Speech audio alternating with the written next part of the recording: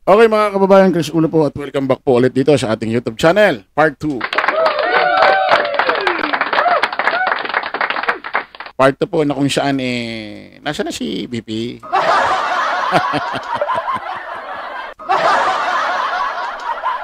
Nasa na si BP Inday Sara Duterte? Ba't parang nawawala? Ano nangyari?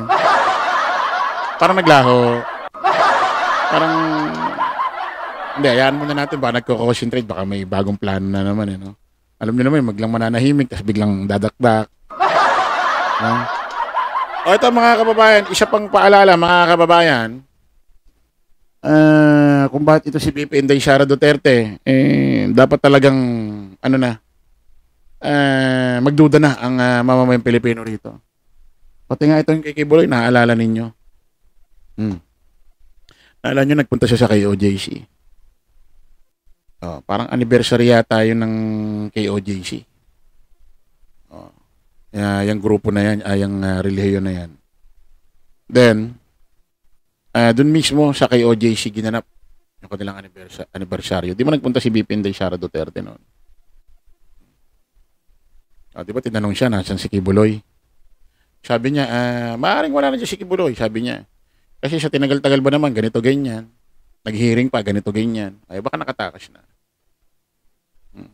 Tinanong siya, at sa tingin niya, nasa si Kibuloy?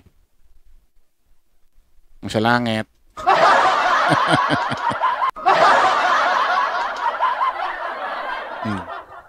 Kumbaga dating parang tinatago niya si Kibuloy, ano. Oh. Andun nga rin si Bato di ba nagpunta?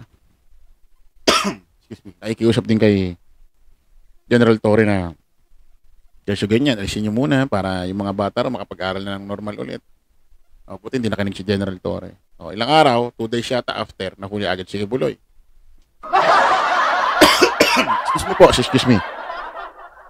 Isa yan sa mga dapat ikamuhi kay BP Inday Sara Duterte.